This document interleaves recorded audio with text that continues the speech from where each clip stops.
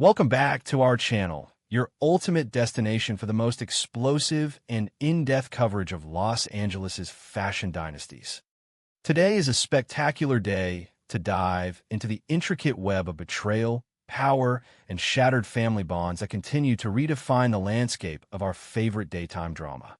Let us unpack the latest catastrophic collision between the Forrester and Logan empires. The gleaming glass and polished chrome of the newly minted Logan fashion house stood as a testament to resilience, ambition, and the sheer force of will.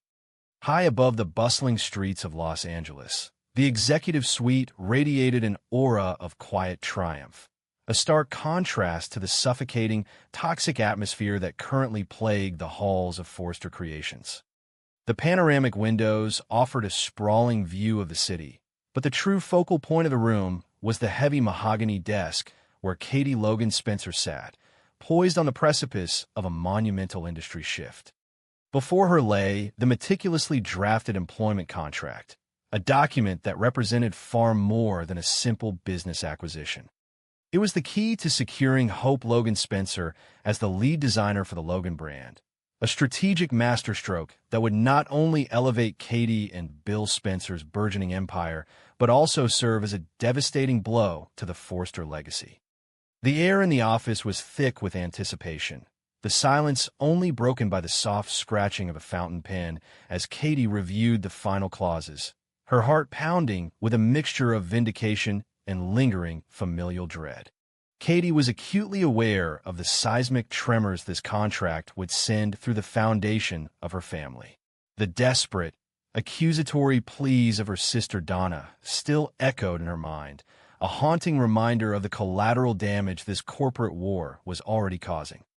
Donna had explicitly accused Katie of weaponizing Hope, of using her niece as a pawn to enact a long-dormant, 20-year-old revenge plot against Brooke for the theft of Bill Spencer. Katie had spent hours agonizing over her own motives, staring into the abyss of her own heart, terrified that her ambition was tainted by the dark, unresolved trauma of her past. Yet, as she looked at the contract, her resolve hardened into an unbreakable diamond. This was not about Bill. This was about giving Hope a sanctuary, a place where her immense talent would be nurtured and celebrated, rather than systematically crushed beneath the arrogant, condescending heel of Steffy Forrester Finnegan. Katie took a deep breath, ready to finalize the paperwork that would forever alter the landscape of the fashion world, completely unaware of the hurricane that was about to violently breach her sanctuary. The heavy oak doors of the executive suite did not simply open. They were violently thrown apart, crashing against the pristine walls with a deafening thud that shattered the sophisticated tranquility of the room. Brooke Logan Forrester stood in the threshold, a terrifying vision of maternal panic and unbridled fury. Her chest heaved with exertion, her eyes blazing with a wild, desperate fire that stripped away her usual veneer of elegant composure. She had bypassed security, ignored the frantic protests of the reception staff, and marched straight into the heart of her sister's new empire like a conquering general seeking retribution. The tension in the room instantly spiked to suffocating levels as Brooke stepped forward, her gaze locking onto the legal document resting on Katie's desk. In that singular moment, the contract ceased to be a mere collection of legal terms. To Brooke, it was a physical manifestation of her own failures, a glaring spotlight on the catastrophic collapse of her relationship with her daughter, and the ultimate threat to her deeply ingrained sense of matriarchal control. Brooke was a woman drowning in the devastating consequences of her own profound hypocrisy. For weeks, she had stood by as Steffy mercilessly marginalized Hope, eventually allowing herself to be radicalized by her daughter's pain. She had agreed to launch a hostile corporate takeover for Steffy's co-CEO seat, promising Hope that she would reinstate the Hope for the Future line and reclaim their family's respect at Forrester Creations. But the moment Ridge Forrester had firmly sided with his daughter, Brooke's revolutionary courage had instantly evaporated. Terrified of losing her marriage, she had committed the ultimate act of treason against her own flesh and blood. She had abandoned the crusade, climbed into bed with Ridge, and shockingly sent a diplomatic text message to Steffy, praising her leadership to secure her own romantic standing. By trying to save her marriage, Brooke had effectively sacrificed her daughter's career and emotional well-being, leaving Hope to face Steffy's unyielding cruelty entirely alone.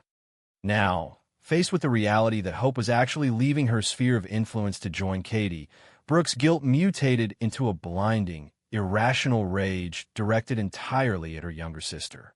The accusation tore through the quiet elegance of the room like a jagged blade, Brooke's voice trembling with a toxic cocktail of grief and venom.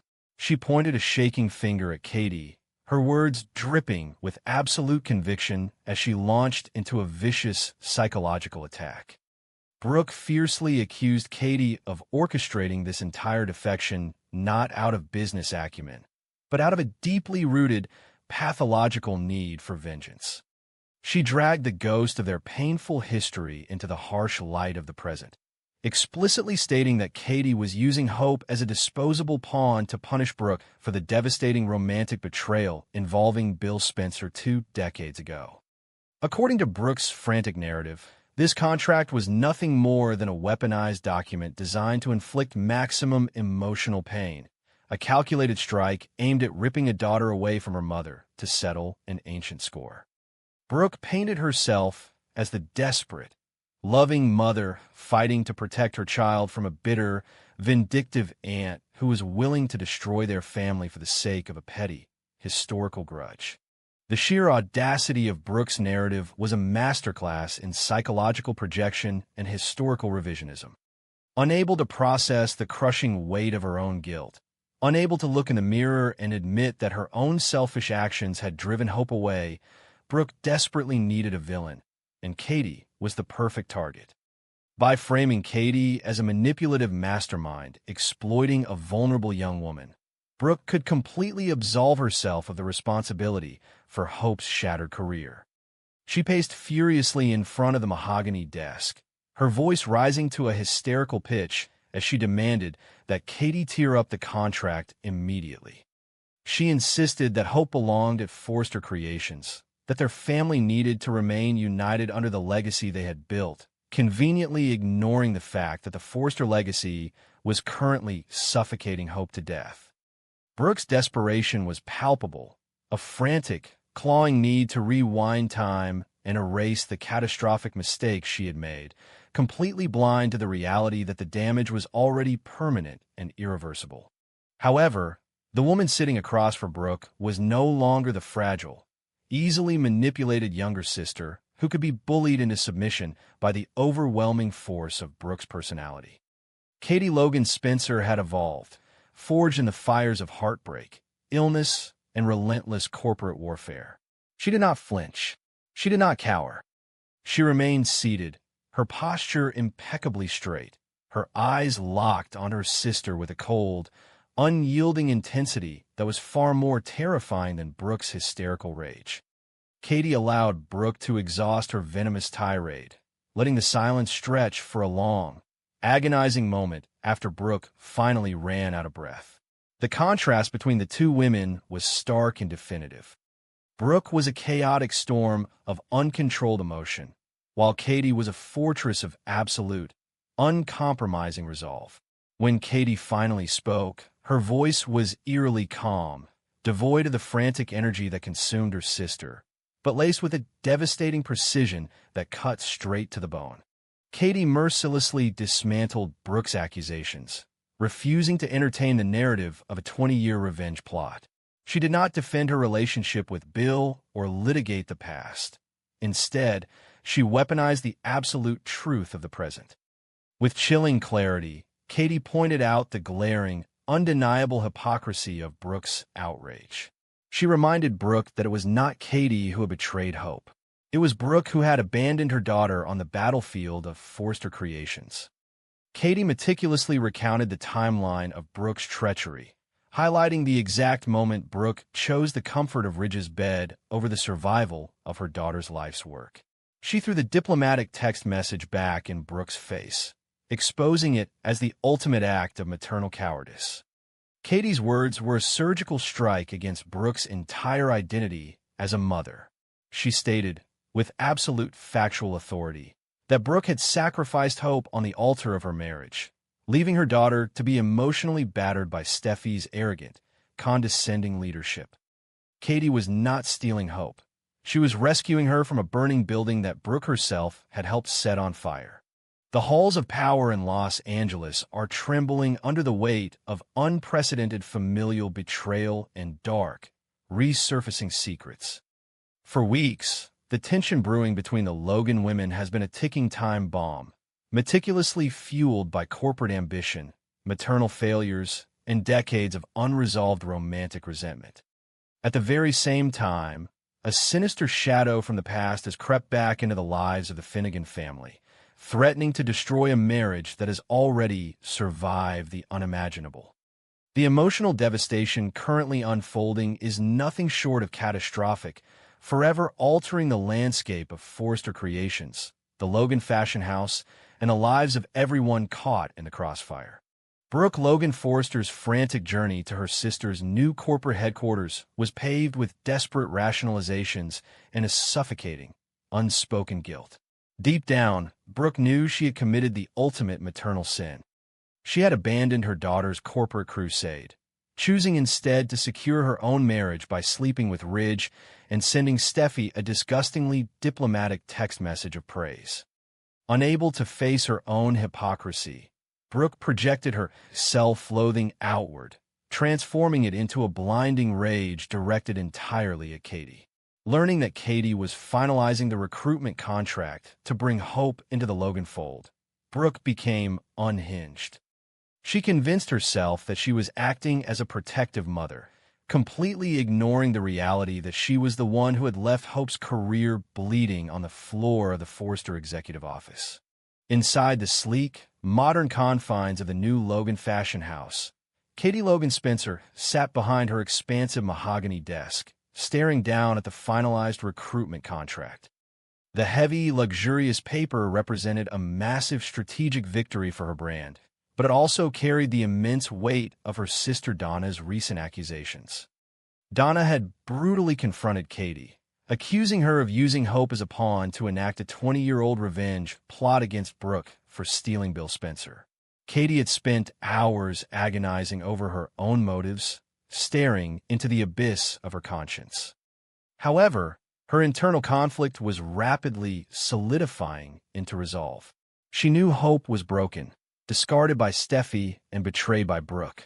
Providing Hope with a creative sanctuary was not just a business move. In Katie's eyes, it was an act of salvation.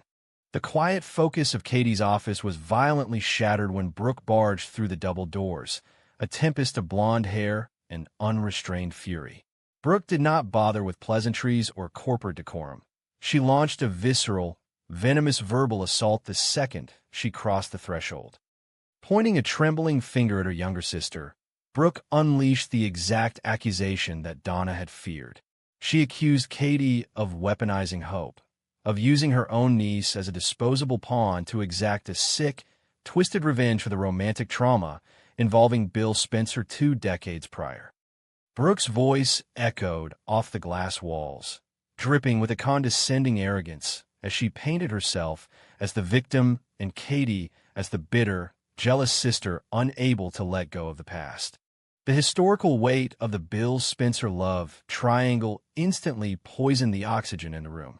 For 20 years, the ghost of that betrayal had haunted the Logan sisters, a festering wound that had never truly healed. Brooke's accusation was a masterclass in narcissistic deflection.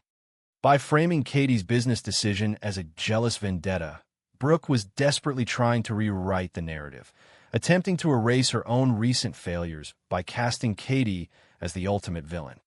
She demanded that Katie tear up the contract immediately, screaming that the Logan Fashion House was nothing but a fraudulent operation built on stolen Eric Forster designs and petty, vindictive sibling rivalry. Katie, however, was no longer the fragile, easily manipulated younger sister she had once been. She did not cower under Brooke's towering rage. Instead, she stood up, her eyes blazing with an uncompromising, righteous fire. Katie fired back with lethal precision, tearing through Brooke's hypocritical facade. She pointed out the undeniable, devastating truth. Brooke had betrayed her own daughter first.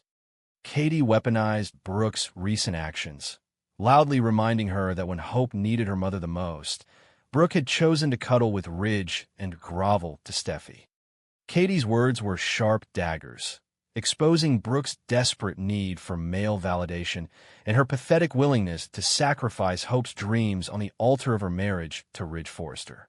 The confrontation rapidly deteriorated, spiraling past the point of verbal warfare and descending into physical violence. Stripped of her moral high ground and cornered by the undeniable truth of her own failures, Brooke lost all semblance of control. In a shocking display of desperation, Brooke lunged across the wide expanse of the mahogany desk, her hands violently grasping for the recruitment contract resting in front of Katie. Katie instinctively reacted, grabbing the other end of the document to protect her business and her niece's future. The two powerful, elegant women engaged in a chaotic, undignified physical struggle, pulling and tearing at the paper as desk accessories crashed to the floor, creating an unprecedented scene of primal chaos.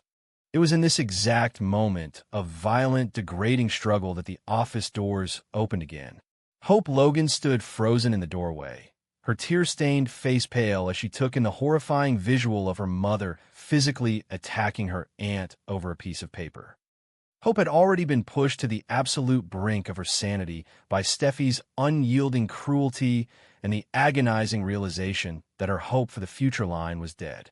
She had come to the Logan building seeking refuge, seeking a place where she could finally breathe. Instead, she found the physical manifestation of her mother's toxic, controlling nature